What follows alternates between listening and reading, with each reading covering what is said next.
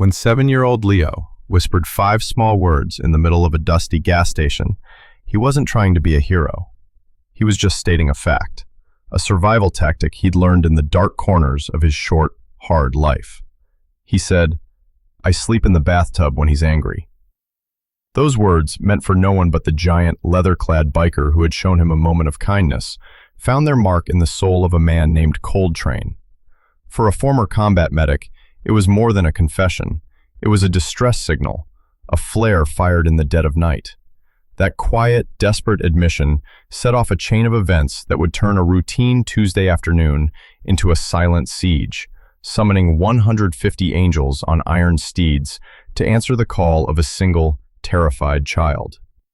The asphalt of the parking lot shimmered under the relentless New Mexico sun, a hazy mirage dancing above the cracked pavement. It was the kind of heat that baked the silence into the air, broken only by the hum of a tired air conditioning unit and the distant whine of trucks on the interstate. The gas station was an island of faded paint and buzzing fluorescent lights in a sea of sand and scrub brush, a place people passed through but never stayed.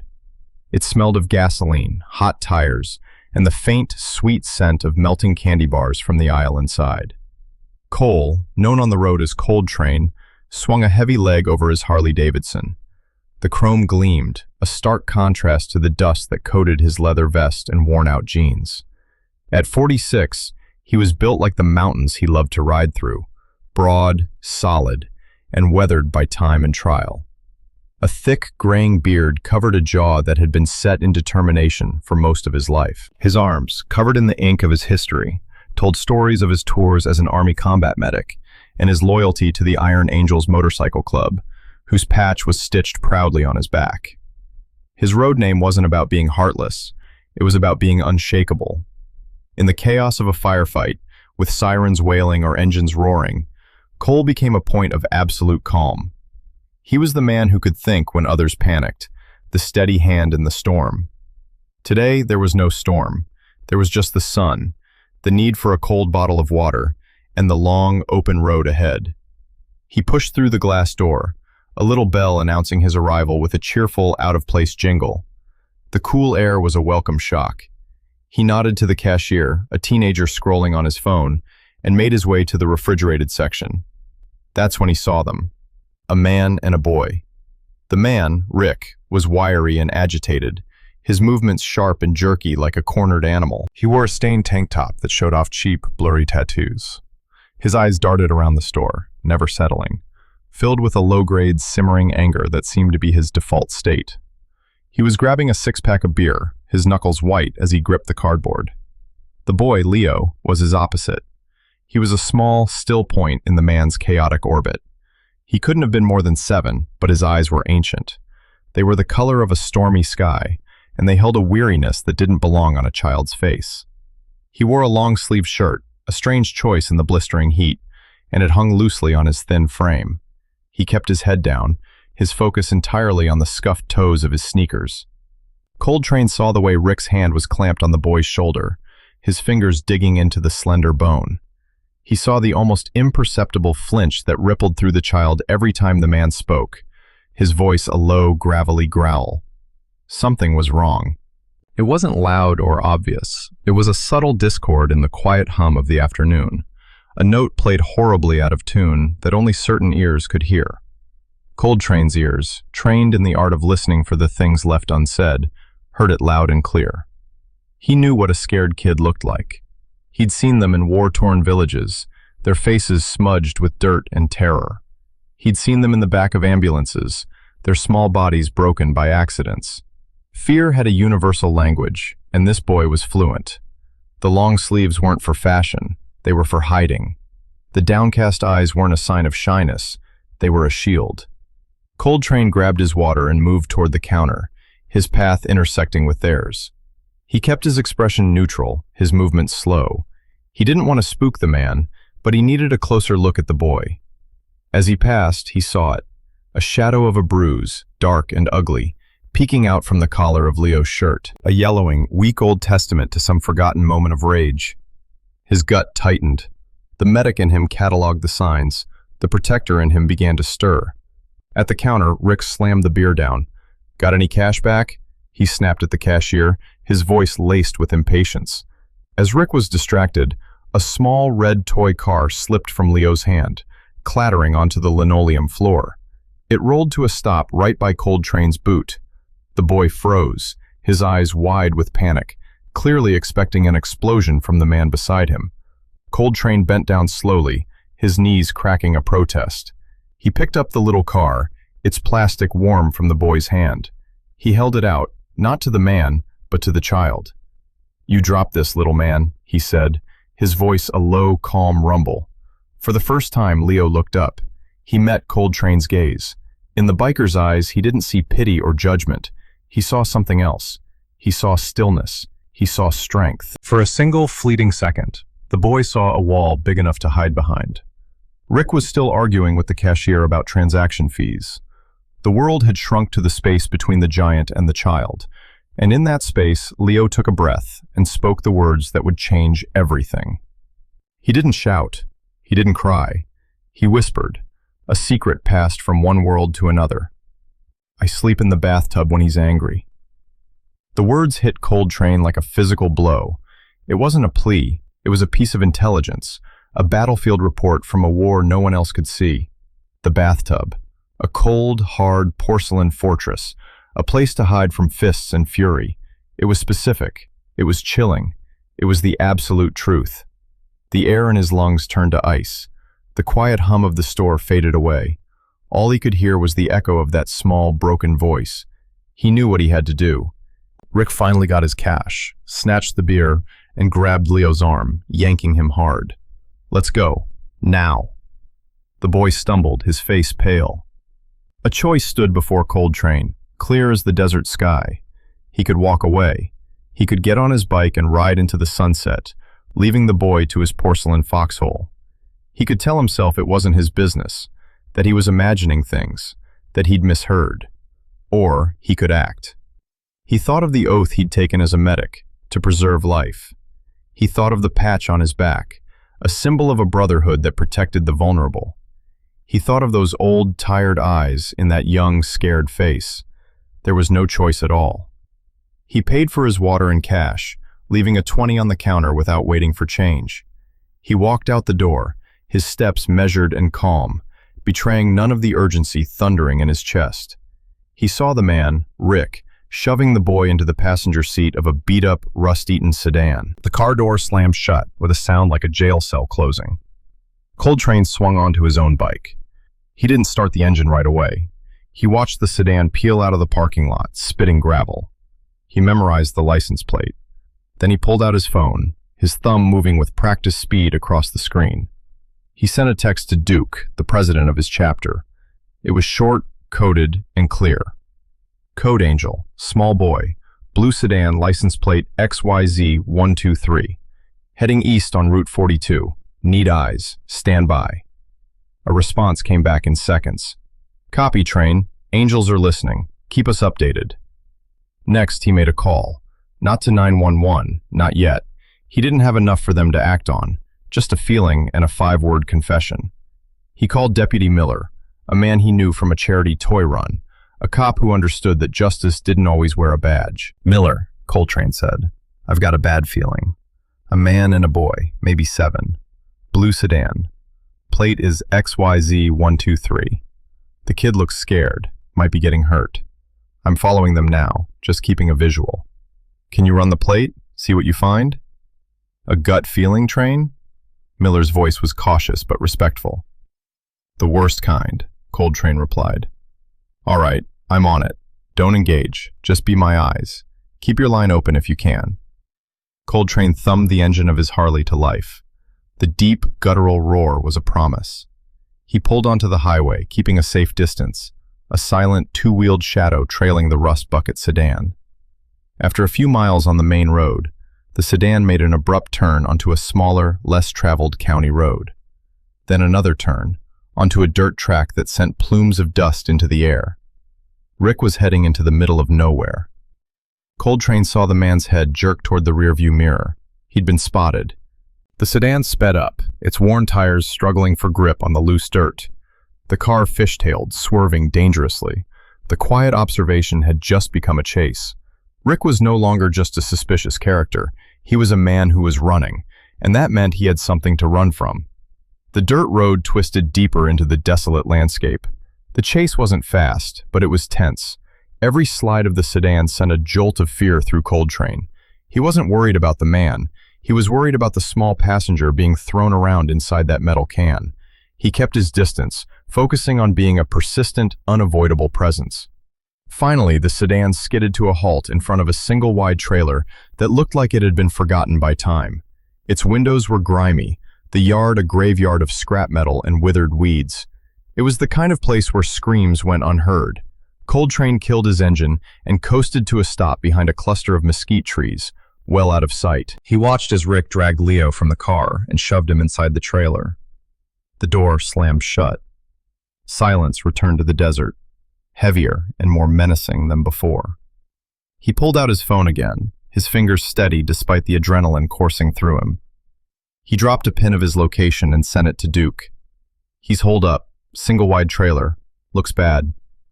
The reply was instant. "Copy, Angels inbound, full chapter response, ETA 20 minutes. Do not engage alone. Repeat, do not engage." 20 minutes felt like an eternity. Coltrane's mind raced with the terrible possibilities of what could be happening inside that trailer.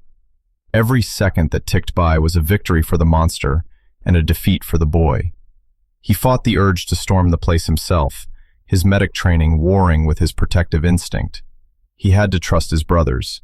He had to trust the plan. After 10 minutes, a low rumble started on the horizon. It wasn't one engine. It was a deep, growing thunder that seemed to shake the very ground beneath him. It grew louder and louder, a wave of sound cresting over the desert hills.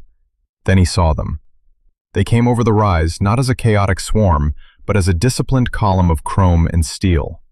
10, then 20, then 50 bikes. More kept coming. Members from his own chapter, the Albuquerque Iron Angels, and from 3 other chapters who had been gathering for a regional meeting. They had all answered the call. They didn't ride up to the trailer with engines roaring. They cut their throttles as they approached, rolling in with an eerie, almost supernatural quiet. They didn't shout or make threats. They simply took up positions. They formed a silent, immovable semicircle around the property, blocking the only road in or out. 150 bikers, their faces grim, their arms crossed over their chests, their presence a suffocating weight. They were a legion of leather-clad guardians, an army summoned by a whisper. Just as the last bike settled into place, a sheriff's car came crunching up the dirt road. Deputy Miller got out, his eyes wide as he took in the scene. He saw the sheer number of bikers and his hand instinctively went to his sidearm. Then he saw Coltrane step out from behind the trees. "Told you it was a bad feeling," Coltrane said, his voice low. The trailer door flew open. Rick stumbled out, his face contorted with rage and confusion. "What the hell is this? Who are you people? Get off my property." He saw Deputy Miller and his rage turned to panicked bluster. "Officer, thank God. These thugs are threatening me." Deputy Miller ignored him, his focus on Coltrane. "What have we got?" "The boy is inside," Coltrane said simply. That was all Miller needed to hear. He approached Rick. "Sir, I need you to stay calm. We've had a report concerning the welfare of a child." Rick's facade crumbled. He started screaming, threatening, making wild accusations. He took a swing at the deputy. It was a clumsy, desperate move, and it was all the justification Miller needed. He subdued Rick quickly and efficiently, cuffing him against the hood of his patrol car as a second unit, carrying a social worker, pulled up. The 150 bikers remained silent, their vigil unbroken. They weren't there for the man. They were there for the boy. The social worker, a kind-faced woman named Maria, went inside the trailer. A few minutes later, she emerged, holding Leo's small hand. The boy was shaking, his eyes darting from one imposing biker to the next. He looked terrified. Then he saw him. Standing near the front, away from the others, was Coltrane. Leo let go of the social worker's hand. He walked, then ran across the dusty yard, not to the police or the paramedics, but to the biggest, most intimidating man there. He didn't say a word. He just wrapped his skinny arms around Coltrane's leg and held on tight, burying his face in the worn denim. Coltrane knelt, his big body seeming to fold around the small boy. He placed a hand gently on Leo's back. The siege was over. The rescue was complete. Inside the trailer, the story Leo couldn't tell was written on the walls. It was a place of deep neglect and palpable fear. The evidence was overwhelming. Deputy Miller came over to Coltrane, who was still kneeling with the boy. "Your gut was right, Train," he said, his voice filled with a mix of awe and gratitude. "You have no idea what you stopped here today. We've been getting anonymous calls about this place for months, but never had enough to act. You gave us a reason." He looked at the silent army of bikers. "Tell your boys, thank you. This is not how we'd normally do it, but damn if it wasn't effective." A car pulled up, and a woman scrambled out, her face a mask of frantic worry. It was Leo's mother, Sarah. She ran to her son, and their reunion was a collision of tears and whispered assurances. She had been at her second job, trying to scrape together enough money to leave Rick, trapped in a cycle of fear and financial abuse. She looked from her son to the giant biker he was still clinging to. Who are you?" she asked, her voice trembling. "Just a guy who was in the right place at the right time," Coltrane said. Leo looked up at him, his tear-filled eyes finally clear of the old, weary fog. He remembered a phrase a kind school counselor had taught him, a phrase for when someone finally listened. "Thank you for seeing me," he whispered. The words hit Coltrane harder than any bullet ever had. He reached up and unpinned a small silver angel wing from his vest, a pin given to every member of the club. He pressed it into Leo's small hand. "Iron angels watch over their own," he said softly. "You're one of us now, little man. You never have to be alone again." He then turned to Sarah and gave her a card. It didn't have his number on it. It had the number for a women's shelter that the Iron Angels funded and protected, a safe haven where she and Leo could start over. The social worker gently guided mother and son to her car. They were taken to a place of safety, a place with clean sheets, warm food, and no angry men. A place without a cold, hard bathtub for a bed. As the car pulled away, the 150 engines came to life in a deafening, synchronized roar. It wasn't a sound of aggression. It was a salute, a promise, a declaration that one of their own had been brought home. 5 years passed. The dust of that day settled, but the impact rippled outward, changing lives in ways no one could have predicted. Leo was 12 now. The small haunted boy was gone, replaced by a bright, confident kid with a quick laugh and a love for baseball.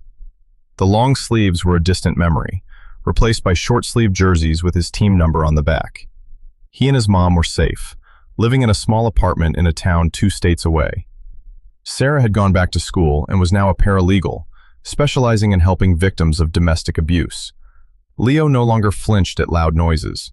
He no longer looked at the floor when he talked. He looked people right in the eye. He still had the silver angel pin. He kept it in a small box on his dresser, next to a picture of him sitting on Coltrane's Harley. The connection they forged that day was never broken. Coltrane and the Iron Angels became Leo's extended family, a band of gruff, tattooed, fiercely protective uncles. They never missed his birthday. They drove hundreds of miles to watch his baseball games, their bikes lined up behind the outfield fence, a silent, supportive presence. Coltrane became his mentor, the man he called for advice on everything from homework to how to talk to girls. Their bond was forged not in blood, but in a shared moment of desperation and deliverance. The incident also changed the Iron Angels. It gave their mission a new, sharper focus. What started as a Code Angel text became a formal initiative.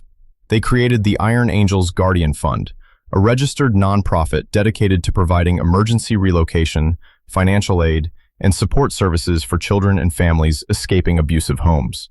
They partnered with law enforcement and social services, becoming a trusted, if unconventional, resource.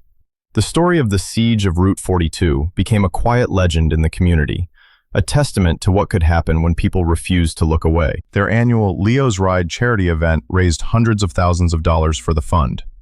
The final scene unfolded on a bright Saturday morning, the starting point of that very ride. Hundreds of bikes were parked in neat rows, their chrome glinting in the sun. Coltrane stood by his Harley, no longer just a member, but the head of the Guardian Fund. Beside him stood Leo, now a lanky teenager, wearing a volunteer t-shirt. He was the youth ambassador for the fund, and he was about to give the opening speech. He wasn't scared. He adjusted the microphone and looked out at the sea of leather and denim, at the faces of the men who had become his family. He didn't talk about the trailer or the bathtub. He talked about the importance of listening, of seeing the quiet signs of trouble. He talked about how one person's courage could become 150 people's strength.